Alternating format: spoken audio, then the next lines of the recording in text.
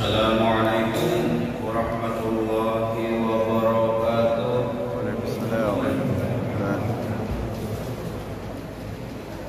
Alhamdulillahilladzi arsala rasulahu bil huda wa dinil haqq liyashra'a 'ala dini kullihi wa kafa billahi shahida. Asyhadu an la ilaha illallah wahdahu la syarika lahu wa asyhadu anna Muhammadan 'abduhu wa rasuluhu la nabiyya ba'd. Allahumma shalli ala Muhammadin wa ala alihi wa sahbihi wa mawala amma ba'd. Qala Allah ta'ala fi kitabil karim, a'udzu billahi minasy syaithanir rajim. Ya ayyuhalladzina amanu taqullaha haqqa tuqatih wa la tamutunna illa wa antum muslimun. Hadirin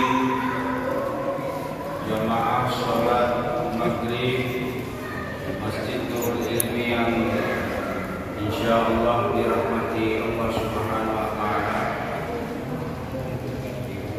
Alhamdulillah,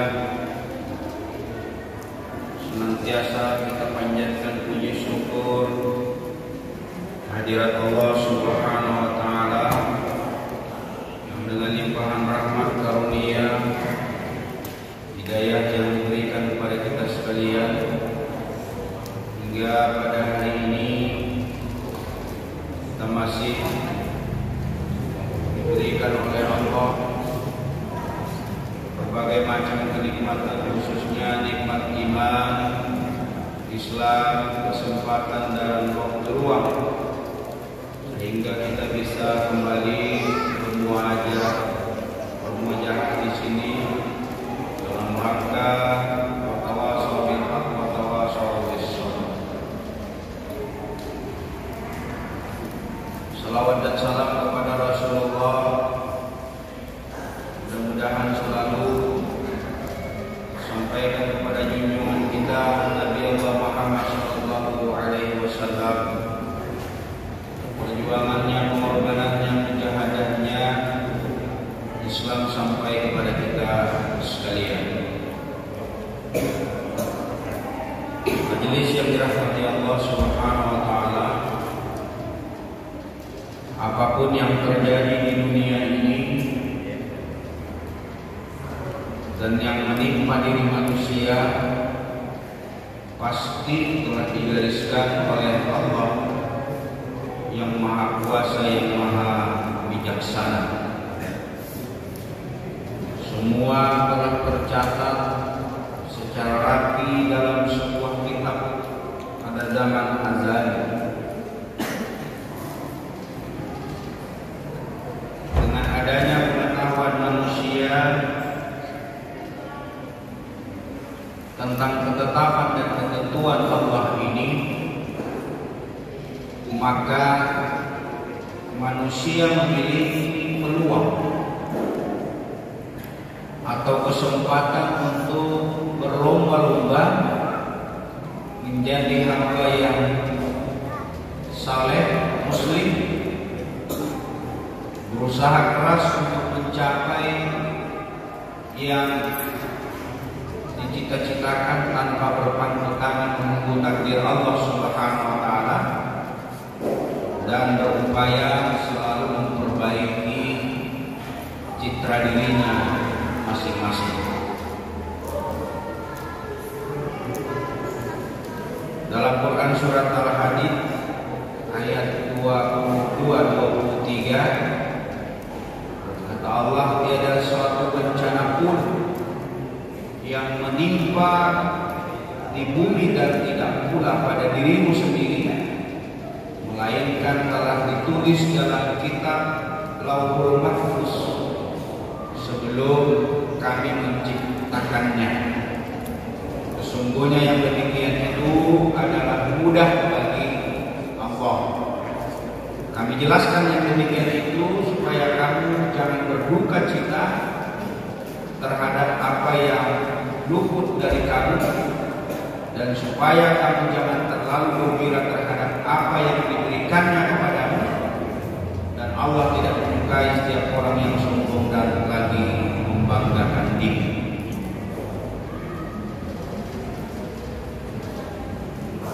Dalam hadis Bukhari dan Muslim dari Ali bin Abi Thalib juga terkait dengan hal ini, kata Rasulullah, tiada seorang pun dari kalian kecuali telah ditulis tempatnya di neraka atau di surga. Salah seorang dari mereka berkata, bolehkah kami bertawakal saja ya Rasulullah? Beliau menjawab, tidak, akan tetapi beramallah. Kemudian beliau membaca ayat ini, adapun orang yang memberikan hartanya di jalan Allah, bertakwa dan membenarkan adanya pahala yang terbaik atau surga, maka kami telah akan menyiapkan baginya jalan yang mudah. Dan adapun orang-orang yang bakhil, merasa dirinya cukup dan mendustakan pahala yang terbaik, maka kami telah akan menyiapkan baginya jalan yang sukar. Quran surat Al-Lail ayat 5 sampai 10.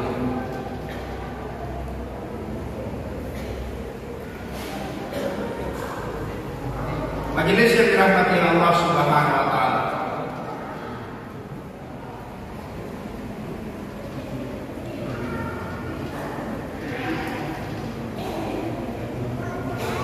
Kita sudah sangat yakin bahwa segala ketetapan dan ketentuan yang terjadi atas diri kita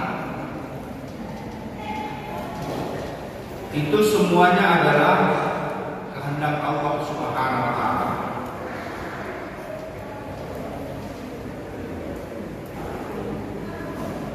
Dalam Quran surat Al-Baqarah ayat 117, Dia yang mengadakan langit dan bumi dengan indahnya dan memutuskan suatu perkara, hanya Dia yang mengatakan jadilah lalu jadi.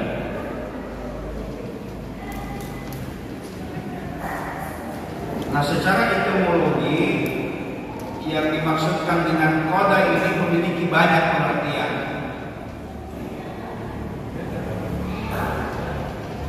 Di antaranya pemutusan, hukuman, sebagaimana yang dikatakan Allah dalam Quran surat 117 tadi, bahwa Dia yang mengadakan langit dan bumi dengan indahnya dan memutuskan sesuatu perkara, hanya Dia mengatakan kun fayakun. Jika Allah mengatakan jadi, maka jadilah. Lalu kemudian dalam surat lain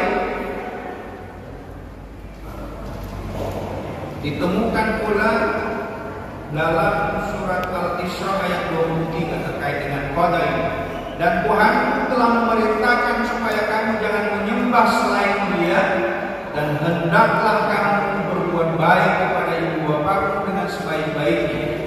Jika salah seorang di antara keduanya atau kedua-duanya sampai berumur lanjut dalam pemeliharaanmu, maka sekali-kali janganlah kamu mengatakan pada keduanya perkataan dan janganlah kamu membentak mereka, dan ucapkanlah kepada mereka perkataan yang mulia. Ini adalah perintah Allah kepada setiap kita untuk berbakti kepada ibu bapak sebaik-baiknya. Sampai usia yang lanjut dalam pemeliharaan kita kedua orang tua, jangan sampai kita berkata walaupun hanya sekedar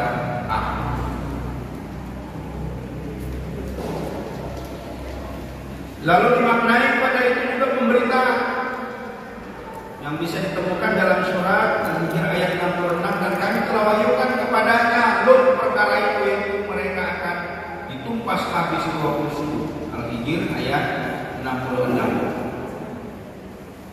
Nah, Imam Al-Zuhri berkata, qada secara etimologi memiliki arti yang sangat banyak. Dan semua ini berkaitan dengan qada, kembali kepada makna kesempurnaannya.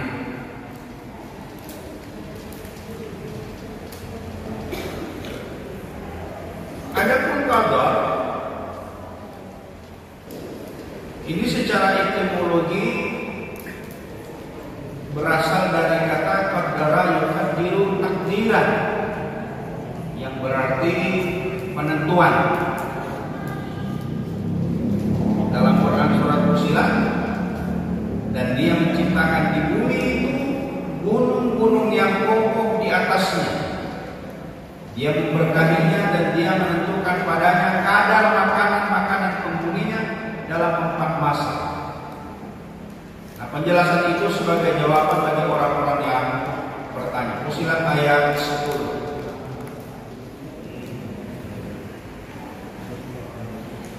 Jadi qada itu adalah pengetahuan yang lampau yang telah ditetapkan oleh Allah jauh sebelum manusia dilahirkan. Sedangkan qadar adalah terjadinya suatu ciptaan yang sesuai dengan penetapan qadar. Ibnu Hajar berkata, para ulama berpendapat bahwa qada adalah hukum kulli, universal, menyeluruh, ijmali secara global pada zaman azali. Sedangkan qada adalah bagian-bagian kecil dan perincian-perincian hukum. Dikutip dari Fathul Bari 11.477. Ada juga dari kalangan ulama yang berpendapat sebaliknya, yaitu qadar merupakan hukum kulli ijmali pada zaman azali, sedangkan qada adalah penciptaan yang terperinci. Nah, hakikatnya iwafillah yang dirahmati Allah Subhanahu wa taala, karena ini merupakan keyakinan yang masuk di dalam rukun iman, percaya kepada qada dan qadar. Maka hakikatnya qada dan qadar ini merupakan 2 masalah yang saling berkaitan satu dengan yang lain, tidak mungkin terpisahkan, oleh karena diantaranya merupakan asas atau fondasi yang satu sama lain sangat erat kaitannya.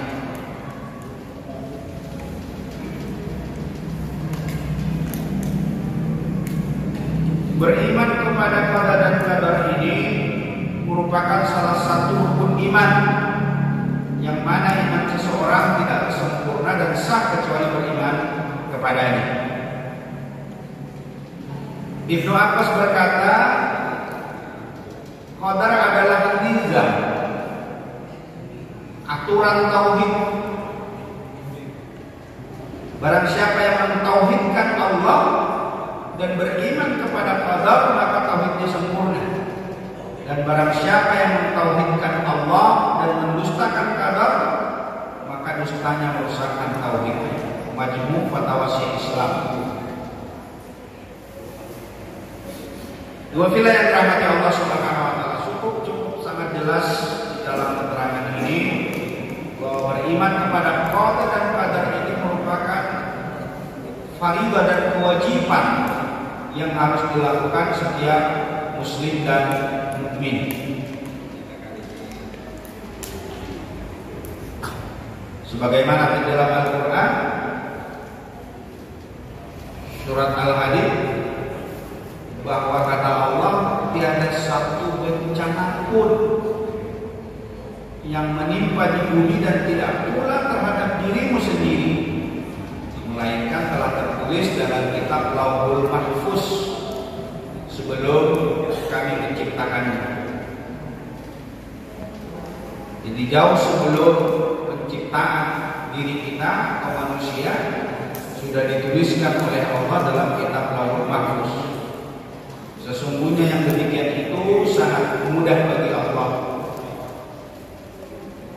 Kami jelaskan yang demikian supaya kamu jangan berduka cita terhadap apa yang luput dari kamu, dan supaya kamu jangan terlalu gembira terhadap apa yang diberikannya kepadamu. Ini artinya mengingatkan kepada kita bahwa semua ketetapan dan kejadian serta ketentuan yang telah digariskan oleh Allah Subhanahu wa taala itu sudah menjadi ketentuan Allah Subhanahu wa taala.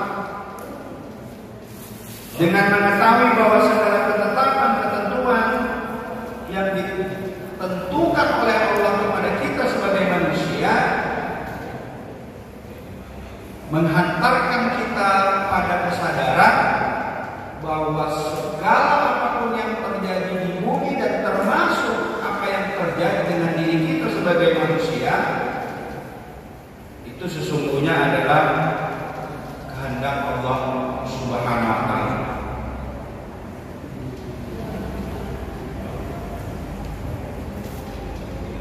Dalam surat lain kata Allah, tidak ada satu keberatan pun atas nabi tentang apa yang telah ditetapkan Allah baginya. Allah telah menetapkan yang demikian sebagai sunnahnya pada nabi-nabi yang telah berlalu dahulu. Dan adalah ketetapan Allah itu suatu ketetapan yang pasti berlaku. Bukan surat Al-Ahzab ayat 38.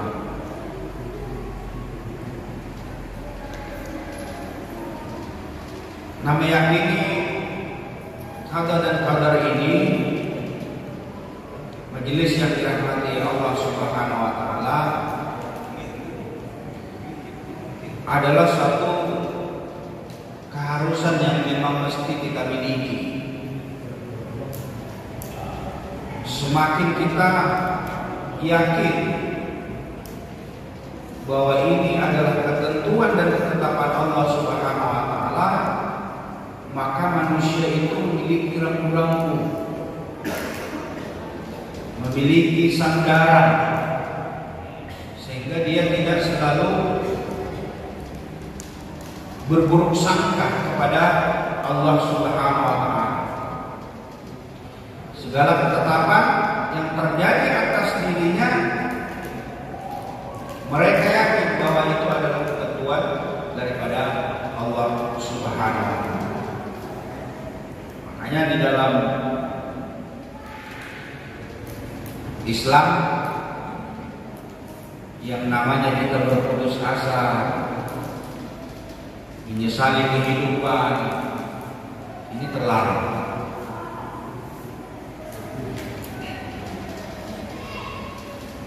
Digariskan semua ketetapan dan ketentuan oleh Allah Subhanahu wa taala agar manusia itu diberikan peluang untuk mampu melakukan apa yang menjadi keinginan-keinginannya, termasuk cita-citanya, harapannya di dalam kehidupan ini. Ketika sahabat menanyakan kepada Rasulullah, apakah kami tawakal saja? Tapi apa kata beliau? Jangan, tapi beramallah. Jadi kalau tawakal itu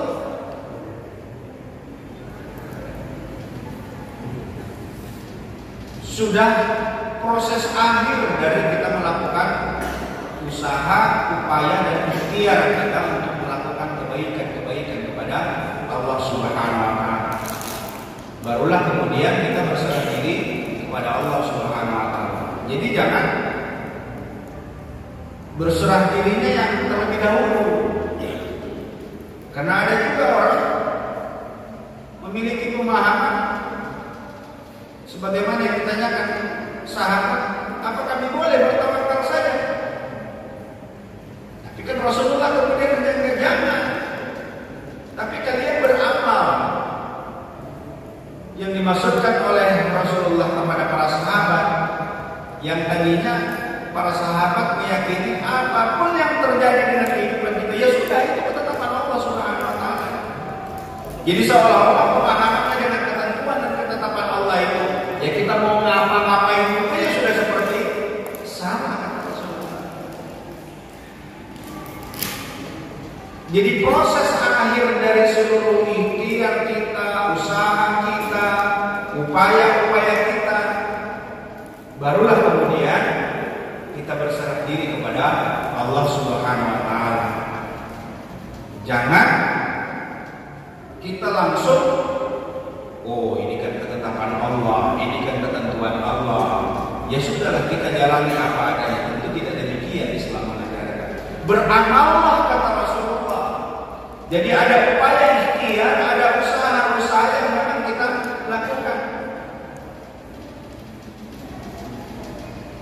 Ya termasuk upaya kita melakukan perubahan pribadi-pribadi kita, perbaikan ke arah yang jauh lebih baik daripada hari ini. Hari esok itu keinginannya jauh lebih baik daripada hari ini. Itu yang menjadi harapan dan cita-cita kita. Tapi tidak kemudian karena kita meyakini bahwa segala ketentuan, takdir, ketetapan itu adalah Allah Subhanahu wa taala, lalu kemudian kita menerima apa adanya.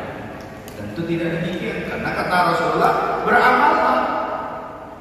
Artinya apa? Rasulullah memerintahkan, menganjurkan kepada kita untuk melakukan ikhtiar, upaya, usaha-usaha. Lalu kemudian yang terakhir, barulah kita berserah diri kepada Allah Subhanahu wa taala. Ada sahabat,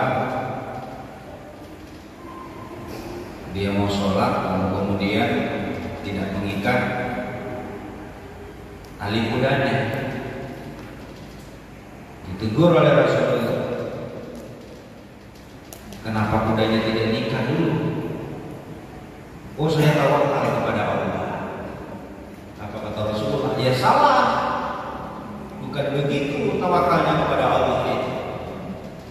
Ikat dulu kuda kita, kunci dulu motor kita, kunci dulu stang motornya, diamankan dulu baik-baik. Ada ikhtiar, ada usaha, ada upaya. Lalu kemudian kalau dia ternyata sudah dikunci, sudah diikat, kemudian hilang, itulah ketetapan yang dimaksudkan Allah Subhanahu wa taala. Tapi ketika kita membiarkan saja,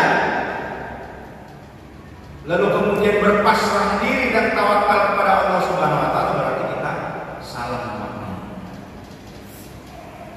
Kenapa Anda sholat bro? Nantilah. Kalau kira-kira Allah memberikan hidayah, memberikan petunjuk, ada waktunya saya sholat. Ada orang yang memiliki pemahaman seperti itu. Tidak sedikit pun usaha dan ikhtiar yang dia lakukan untuk melakukan perubahan dalam dirinya. Dan boleh jadi di dalam diri kita terjadi.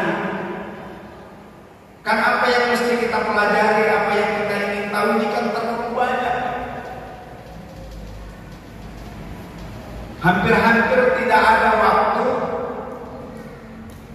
tidak ada celah waktu untuk kita tidak gunakan demi untuk mengisi apa yang semestinya kita lakukan. Tapi kenyataannya kan hampir 24 jam, berapa persen dari 24 jam itu kita gunakan kepada hal-hal yang bermanfaat. Nah, tergantung ikhtiar dan usaha kita. Jadi kalau ada orang-orang yang berprinsip tawakal saja kepada Allah Subhanahu wa taala, lalu kemudian berserah diri dengan apa yang hari ini dia miliki, lalu kemudian tidak mengikutsertakan upaya-upaya ikhtiar dan usahanya kepada Allah Subhanahu wa taala, menerima apa adanya, tentu keliru. Jadi ada usaha, ada ikhtiar. Proses inilah yang harus kita jalani untuk meyakini qada dan qadar, atau ketetapan dan ketentuan yang diberikan oleh Allah kepada kita.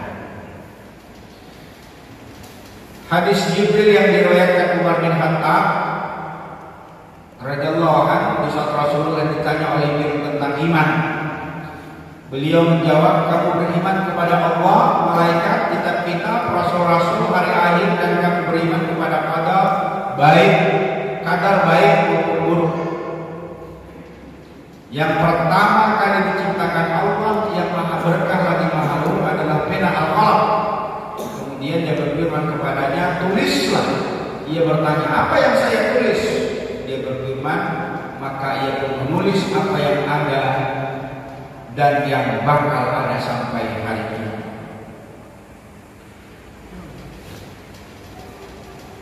Dalam hadis lain, sekiranya Allah Subhanahu wa taala menyiksa penduduk langit dan bumi, maka Dia sungguh melakukannya tanpa menzalimi mereka.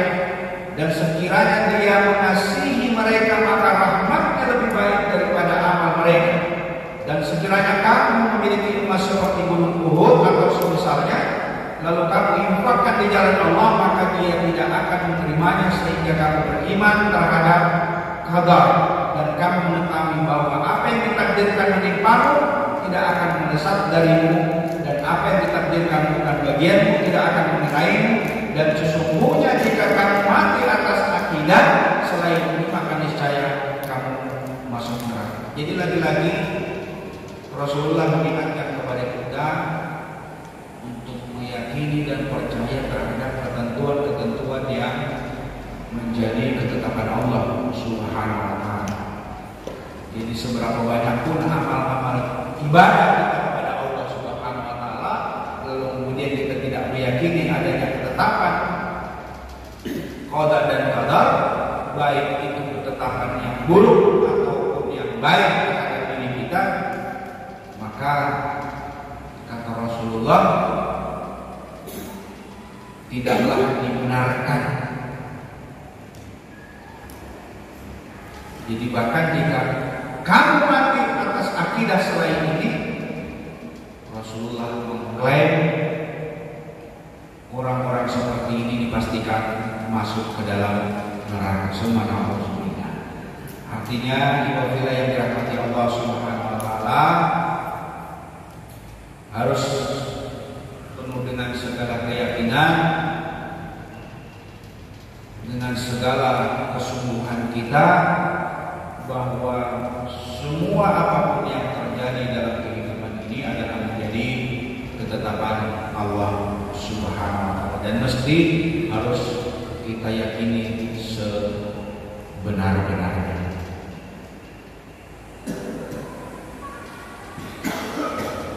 Nah, adapun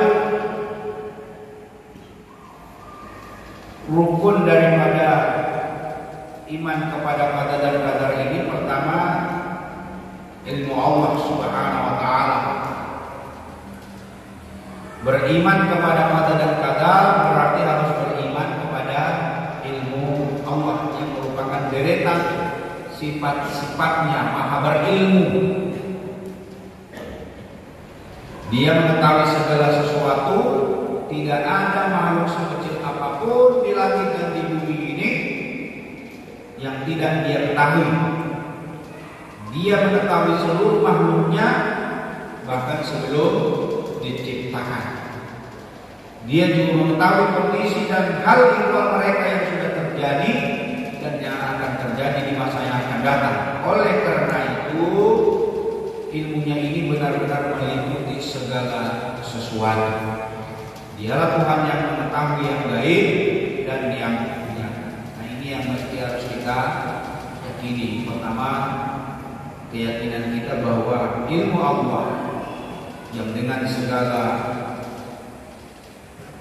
apa yang Dia ketahui, yang tentu tidak bisa kita bandingkan dengan ilmu yang dimiliki oleh makhluk apapun, termasuk manusia yang dikatakan Allah sendiri memiliki kelebihan, memiliki kesempurnaan, diciptakan sebaik-baik penciptaan.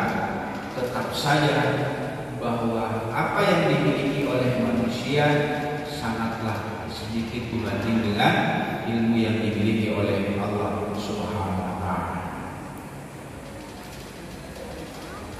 Nah, dalil-dalil tentang ilmu Allah Subhanahu wa taala ini banyak dalam Al-Qur'an kita dapatkan. Surat Al-Talaq misalnya ayat 12, Allah lah yang menciptakan langit dan seperti itu pula bumi. Perintah Allah berlaku padanya agar kamu mengetahui bahwasanya Allah Maha Kuasa atas segala sesuatu.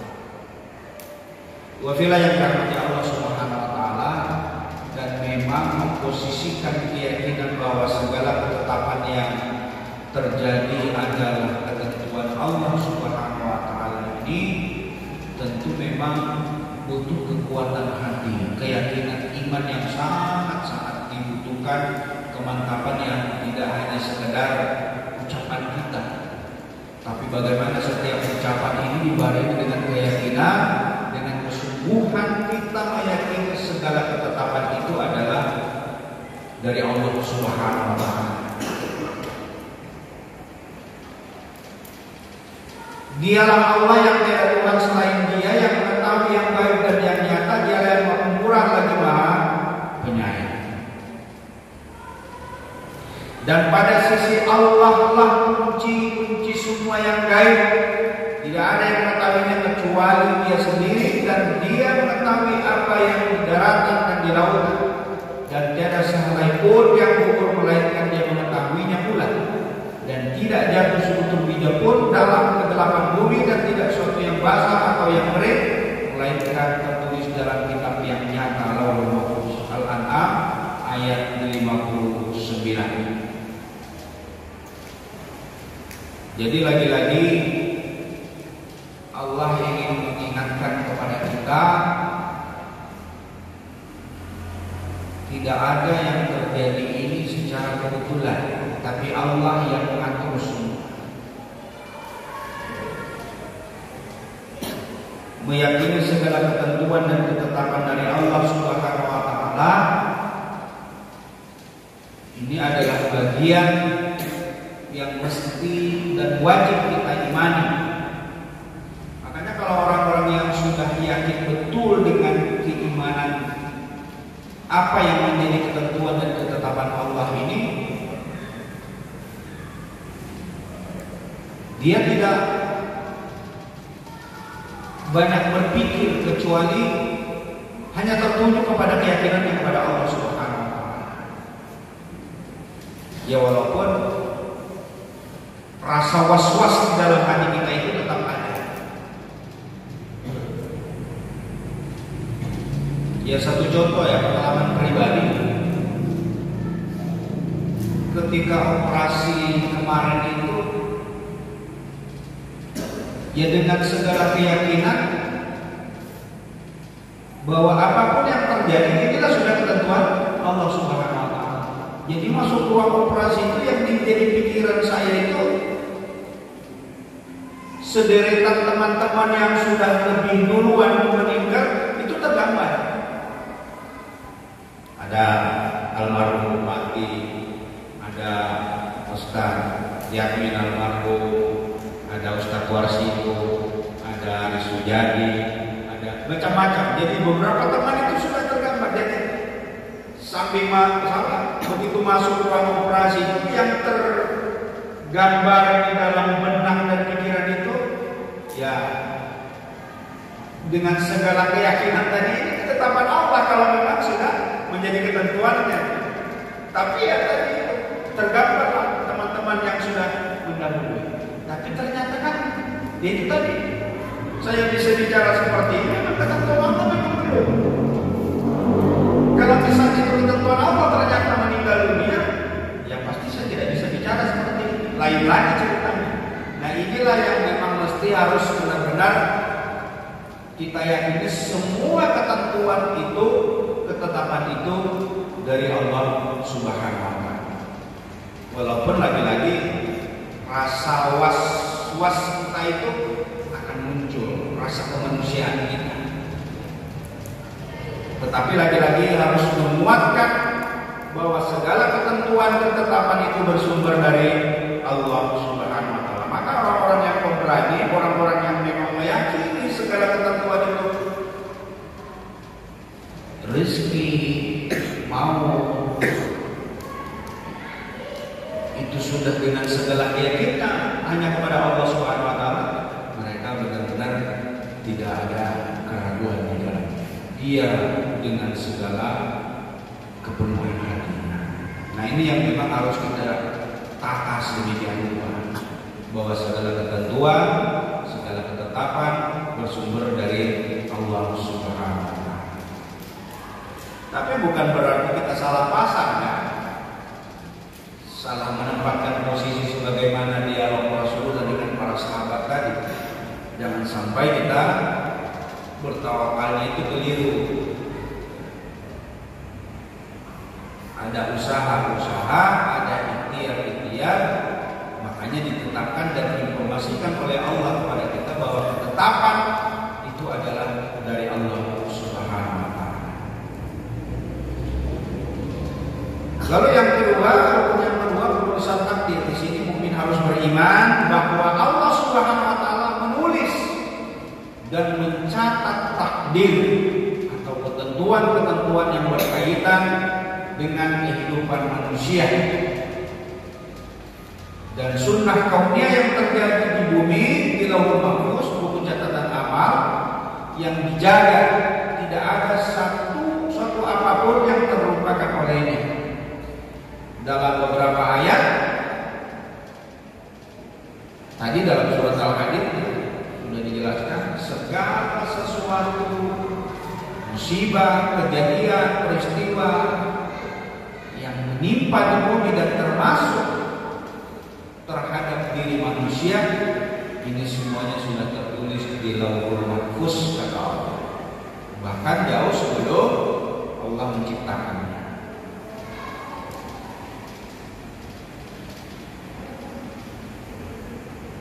Di surat lain, dan tiadalah binatang-binatang yang ada di bumi dan burung-burung yang terbang dengan kedua sayapnya, melainkan umat juga seperti kamu.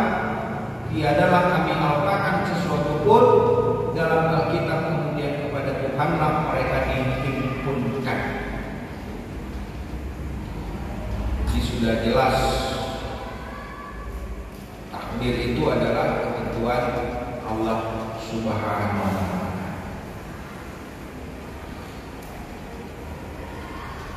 Ketiga, masyiatullah atau kehendak Allah dan kudrat kekuasaan Allah. Seorang mukmin yang telah mengimani qada dan qadar harus mengimani masyiat atau kehendak Allah dan kekuasaannya yang menyeluruh. Apapun yang dia kehendaki pasti terjadi meskipun manusia tidak menginginkannya. Begitu pula sebaliknya, apapun yang tidak dikehendaki pasti tidak akan terjadi meskipun manusia memohon dan menghendakinya. Hal ini bukan dikarenakan dia tidak mampu, melainkan karena dia tidak menghendakinya. Jadi lagi-lagi Allah mengingatkan kepada kita, biar bagaimanapun kita ingin tapi Allah belum ingin, maka tidak akan terjadi. Kita kepengen, kita berkehendak, tapi begitu Allah belum menghendakinya, maka tidak akan terjadi. Jadi saya sering merenung terkait dengan ketetapan Allah tentang hidup mati ini. Beberapa tahun yang silam, ketika almarhum masih hidup, terpikirkan pun tidak gitu. Kalau ternyata kepemimpinan ini akan berpindah kepada si Umi, ke istri, tak terpikirkan oleh kita. Bahkan mendekati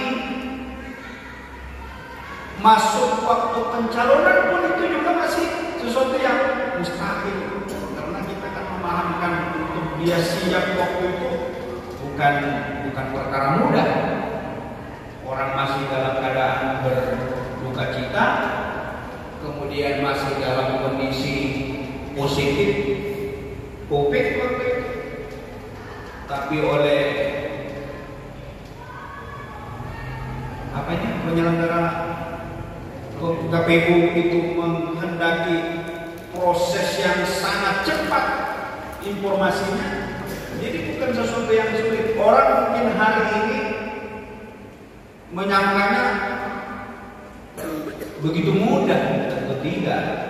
Ada proses yang memang luar biasa dilalui. Karena beliau sendiri memang tidak mau. Ya dengan berbagai macam masukan, akhirnya beliau bersedih. Nah ini hari ini kalau kita pikirkan yang tahu prosesnya, nggak pernah terbayangkan kalau seorang suami kemudian kemudian meninggal lalu digantikan oleh istri. Walaupun ada di beberapa tempat tapi jarang terjadi. Kalau 2 atau 3 lah yang terjadi di Indonesia menggantikan suami. Tapi yang menjadi kita yakini bahwa ketika Allah sudah berkehendak maka terjadi. Tapi di satu sisi ada orang yang kepengen, tapi begitu Allah tidak menginginkan, dia tidak. Seperti itulah kita meyakini yang namanya kehendak dan kekuasaan Allah Subhanahu wa taala. Wa bila yang dirahmati Allah Subhanahu wa taala, dengan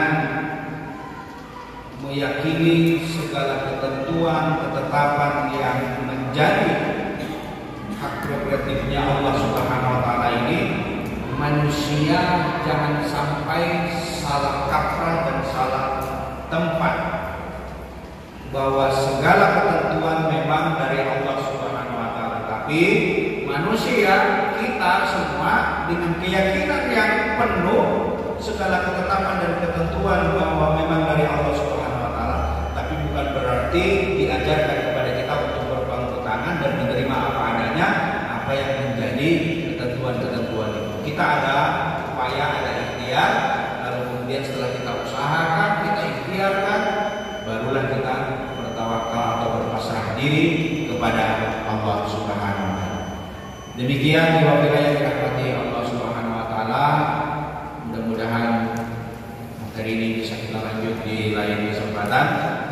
Mohon maaf atas segala kekurangan. Mari kita tutup dengan doa kafaratul majelis. Subhanallahumma wa bihamdika, asyhadu an la ilaha illa anta, astaghfiruka wa atubu ilaik. Wallahu a'lam.